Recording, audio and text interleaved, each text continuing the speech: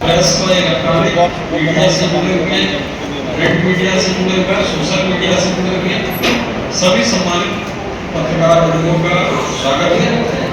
आज यहाँ पर हमारे माननीय सांसद जी चंद्रपाल गंगवार जी, मेयर हमारे माननीय उमेश गौतम जी, हमारे माननीय विधायकगण, आदरणीय जिलाध्यक्ष जी, सभी लोग उपस्थित हैं।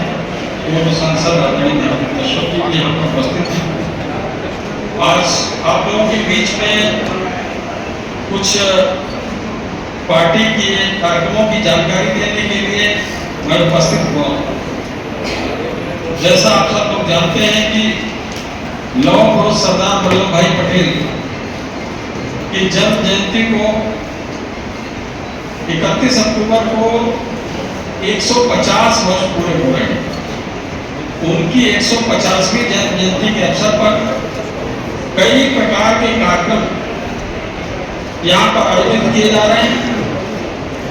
उन कार्यक्रमों का प्रदेश सरकार, केंद्र सरकार और भारतीय जनता पार्टी मिलकर इन कार्यक्रमों को कर रहे हैं।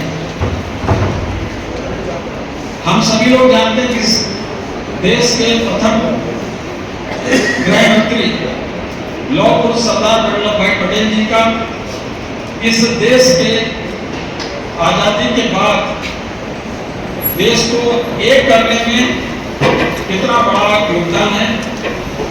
उनकी जयंती के दिन को हम राष्ट्रीय एकता दिवस के रूप में मनाते हैं।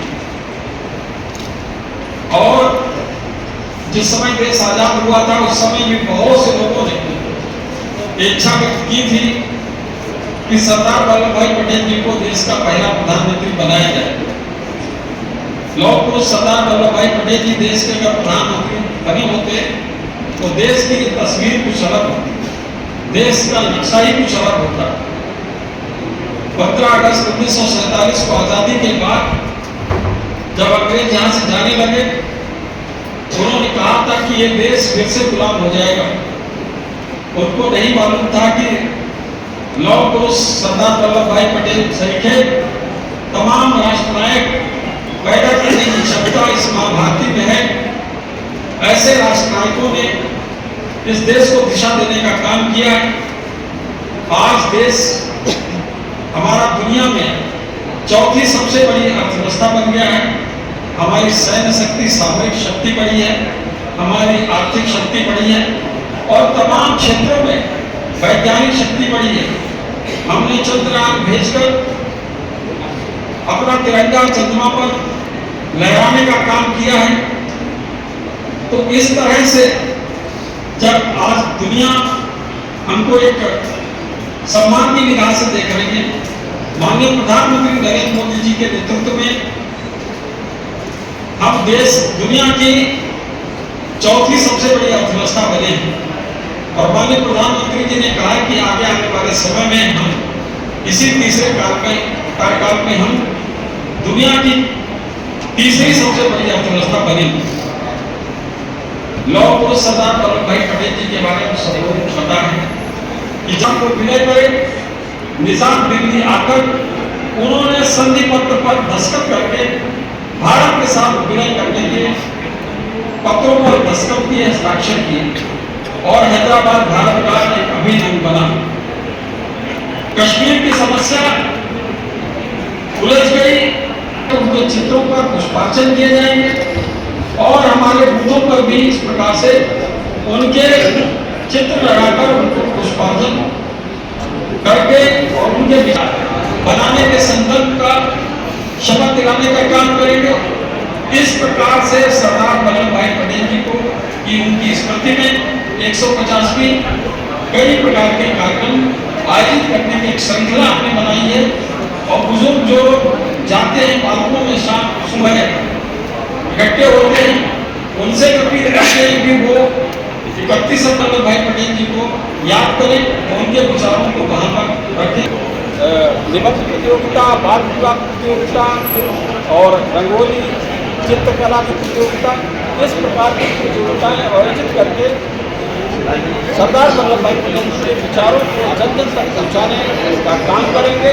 सरदार वल्लभ भाई पटेल जी ने 565 स्वतंत्र रियासतों को विलय भारत में कराकर एक अभूतपूर्व निर्णय किया था, जिसके कारण उनको लौह पुरुष कहा गया और उनके विचारों को नीचे तक पहुंचाने के लिए हम सब लोग संकल्पबद्ध हैं। साथ ही साथ नशा मुक्त भारत बने और उसको लेकर नशा मुक्ति का एक शपथ दिलाई जाएगी। आत्मनिर्भर भारत बने, आत्मनिर्भर भारत के नौजवानों को शपथ दिलाने का काम करेंगे और इसके अतिरिक्त हमारे 5 नौजवान हर लोकसभा क्षेत्र से गुजरात जाएंगे स्टैच्यू ऑफ यूनिटी तक। तो उसमें 3 हमारे यूथ आइकन होंगे, जिसमें मशहूर खिलाड़ी हैं, हमारे कोई साहित्यकार कलाकार और 2 हमारे युवा मोर्चा के कार्यकर्ता वो गुजरात तक जाएंगे स्टैच्यू ऑफ यूनिटी तक। वहाँ पर एक संदेश उनको मिलेगा। मुख्यमंत्री योगी आदित्यनाथ जी ने निर्णय इसीलिए किया कि जोते ये मदरसे हैं ये बिना किसी मान्यता के, बिना किसी बोर्ड की अनुमति के और एक गलत ढंग से चलाए जा रहे हैं, इसीलिए इनको पर लगाम लगाई जा रही है, इनको बंद किया जा रहा है। और जब बंद किया जाता है तो ये लोग, बहुत से लोग हैं वो रोने पीटने के लिए आ जाते हैं और यहाँ पर इसी प्रकार की चीज़ें पढ़ाई और सिखाई जाती हैं और इसी प्रकार की हरकतें, तमाम शिकायतें, ये तो एक घटना सामने आ गई है, तमाम इस प्रकार की शिकायतें लोग आ रही हैं जो हमारी बच्चियों के साथ वहाँ पर बैठे हुए लोग करते हैं। और हमारी उत्तर प्रदेश की सरकार, केंद्र की सरकार किसी भी स्थिति में इसको बर्दाश्त नहीं करेगी। जो ऐसा करेगा उसको सख्त से सख्त कार्रवाई उसके खिलाफ करेगी। अगर मुख्तार अंसारी जी जिंदा होते तो उनका भी नाम होता, अतीक अहमद जी जिंदा होते तो उनका भी नाम होता। वो एक मुस्लिम तुष्टीकरण की राह पर चल रहे हैं, उनको वोट बैंक के अलावा कुछ दिखाई नहीं पड़ रहा है। जो आजम खां जी उनको घर पे अपने बुलाने को तैयार नहीं थे, उनकी आरती उतारने का काम कर रहे हैं। और आजम खां ने दिवाली पर किस तरीके से हिंदू आस्था के लोगों के साथ, उनके भावनाओं के साथ खिलवाड़ करने का काम किया है। और ऐसे लोगों को वो अगर स्टार प्रचारक बनाते हैं तो मुझे लगता है कि इससे गलत बात कुछ नहीं हो सकता। तेजस्वी यादव ने प्रधानमंत्री ने कहा कि ये सिर्फ बिहार में वोट लेने आते हैं और फैक्ट्रियाँ जो है वो गुजरात में लगाते हैं। बिहार को इतना पैसा केंद्र सरकार ने दिया, जो पिछले समय में दिया था उसका 3 गुना पैसा बिहार को दिया गया है। बिहार में इंडस्ट्रियलाइजेशन हो रहा है। जब वहाँ पर जंगल राज होगा तो वहाँ पर इंडस्ट्री कैसे लगेगी? वहाँ पर इन्होंने कानून व्यवस्था की ऐसी तैसी कर दी थी, जिसकी वजह से इंडस्ट्रियलिस्ट भाग गए थे। उत्तर प्रदेश में यही हाल था। उत्तर प्रदेश में पहले उद्योगपति आना नहीं चाहते थे, आज उत्तर प्रदेश में माफिया आना नहीं चाहते हैं। वही हाल बिहार में था।